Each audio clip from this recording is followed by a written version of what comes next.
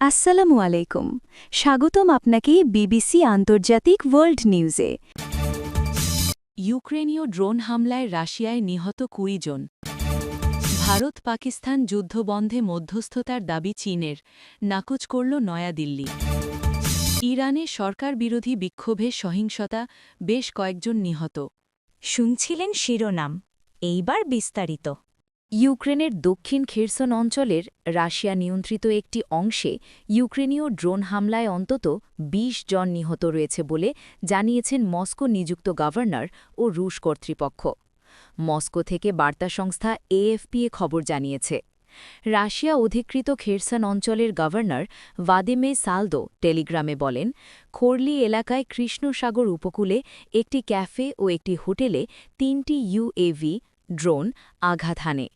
প্রাথমিক তথ্যে জানা গেছে ৫০ জনের বেশি মানুষ আহত এবং ২৪ জন নিহত হয়েছে।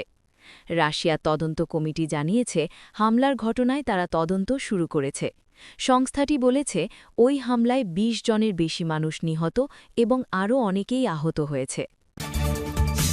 ভারত ও পাকিস্তানের মধ্যে ২০২৫ সালের মে মাসে সংঘটিত সামরিক উত্তেজনা প্রশমনে মধ্যস্থতা করেছে চীন, এমনটাই দাবি করেছেন চীনের পররাষ্ট্রমন্ত্রী ওয়াং ই। চীন দাবি করেছিল, মে মাসের ওই সংঘাতের সময় বেইজিং ভারত ও পাকিস্তানের মধ্যে মধ্যস্থতাকারীর ভূমিকা পালন করেছে। তবে চীনের মধ্যস্থতার দাবি স্পষ্টভাবে প্রত্যাখ্যান করল ভারত। নয়াদিল্লির বক্তব্য, ভারত পাকিস্তান দ্বিপাক্ষিক বিষয়ে কোনো তৃতীয় পক্ষে ভূমিকা নেই। অপারেশন সিন্দুরের পর ইসলামাবাদই যুদ্ধবিরতির অনুরোধ জানিয়েছিল। এনডিটিভিকে ভারত সরকারের একাধিক সূত্র জানিয়েছে, মধ্যস্থতার বিষয়ে ভারতের অবস্থান বরাবরই স্পষ্ট। অপারেশন সিন্দুরের পর কোনো মধ্যস্থতা হয়নি। ভারত সবসময়ই বলে আসছে যে তৃতীয় পক্ষের হস্তক্ষেপের কোনো অবকাশ নেই। পাকিস্তান নিজেই ভারতের ডিজিএমও এর কাছে যুদ্ধবিরতির অনুরোধ করেছিল।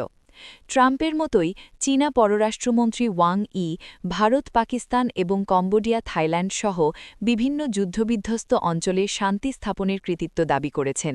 বেইজিংয়ে আন্তর্জাতিক পরিস্থিতি ও চীনের বৈদেশিক সম্পর্ক বিষয়ক এক সিম্পোজিয়ামে ওয়াং ই বলেন, দ্বিতীয় বিশ্বযুদ্ধের পর অন্য যে কোনো সময়ের চেয়ে এই ২০২৫ সালে স্থানীয় যুদ্ধ এবং আন্তঃসীমান্ত সংঘাত বেশি ছড়িয়ে পড়েছে।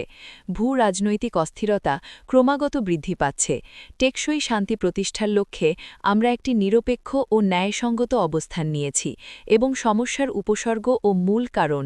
তিনি আরও বলেন, উত্তপ্ত সমস্যাগুলির সমাধানের এই চীনা পদ্ধতি অনুসরণ করে আমরা উত্তর মিয়ানমার, ইরানের পরমাণু ইস্যু, ভারত পাকিস্তান উত্তেজনা, ফিলিস্তিন ইসরায়েল সমস্যা এবং সাম্প্রতিক কম্বোডিয়া থাইল্যান্ড দ্বন্দ্বে মধ্যস্থতা করেছি। নয়াদিল্লি থেকে জানানো হয়েছে, ৭ মে শুরু হওয়া ভারত-পাকিস্তান সামরিক সংঘাত দুই দেশের সেনাবাহিনীর ডিজিএমও পর্যায়ের সরাসরি আলোচনার মাধ্যমে সমাধান করা হয়েছে। গত ১৩ মে এক সংবাদ সম্মেলনে ভারতের পররাষ্ট্র মন্ত্রণালয় জানিয়েছে, যুদ্ধবিরতি ও অন্যান্য দেশের ভূমিকা নিয়ে আলোচনা করার ক্ষেত্রে নির্দিষ্ট তারিখ, সময় এবং সমঝোতার ভাষা দুই দেশের ডিজিএমওদের মধ্যে ১০ মে বিকেল ৩:৩৫ অনুষ্ঠিত টেলিফোন আলাপের মাধ্যমে চূড়ান্ত করা হয়েছিল। ইরানের সরকারবিরোধী বিক্ষোভের সময় সহিংসতার ঘটনা ঘটেছে। এতে বেশ কয়েকজন নিহত হয়েছেন বলে ব্রিটিশ সংবাদ মাধ্যম রয়টার্সের প্রতিবেদনে দাবি করা হয়েছে। বুধবার রাতে এ ঘটনা ঘটেছে বলে ইরানের গণমাধ্যম এবং অধিকার গোষ্ঠীগুলো জানিয়েছে বলে প্রতিবেদনে দাবি করা হয়। ক্রমবর্ধমান মুদ্রাস্ফীতির বিরুদ্ধে ৩ বছরের মধ্যে দেশটিতে সবচেয়ে বড় বিক্ষোভ ছড়িয়ে পড়েছে, যা ইতোমধ্যে বেশ কয়েকটি অঞ্চলে সহিংসতার জন্ম দিয়েছে।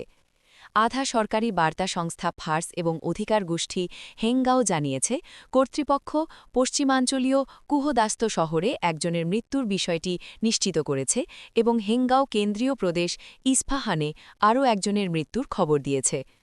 মুদ্রার পতন এবং দ্রুত ক্রমবর্ধমান দামের বিরুদ্ধে রবিবার দোকানদাররা বিক্ষোভ শুরু করার পর থেকে বিক্ষোভকারীদের এবং নিরাপত্তা পরিষেবাগুলোর মধ্যে সংঘর্ষ উল্লেখযোগ্য হারে বেড়েছে। ফার্স জানিয়েছে, লর্ডেগানে নিরাপত্তা পরিষেবা এবং সশস্ত্র বিক্ষোভকারীদের মধ্যে সংঘর্ষে ২ জন নিহত হয়েছেন। তারা আগে বলেছিল বেশ কয়েকজন মারা গেছেন। হেঙ্গাও জানিয়েছে, নিরাপত্তা বাহিনীর হাতে বেশ কয়েকজন নিহত এবং আহত হয়েছেন। বিপ্লবী গার্ড জানিয়েছে কুহদাস্ত শহরে তাদের সহযোগী বাসিদ স্বেচ্ছাসেবক আধা সামরিক ইউনিটের একজন সদস্য নিহত হয়েছেন এবং আরও ১৩ জন আহত হয়েছেন। তারা বিক্ষোভকারীদের দোষারোপ করেছেন, যারা বিক্ষোভের সুযোগ নেবার চেষ্টা করেছিল। হেঙ্গাও জানিয়েছে আমির হোসাম খোদায়ারি ভার্দ নামে ওই ব্যক্তি বিক্ষোভ করছিলেন এবং নিরাপত্তা বাহিনীর হাতে নিহত হন। এছাড়া বুধবার মধ্য ইরানের ইস্পাহান প্রদেশে একজন বিক্ষোভকারীকে গুলি করে হত্যা করা হয়েছে। তবে রয়টার্স তাৎক্ষণিকভাবে এই প্রতিবেদনগুলোর কোনোটিই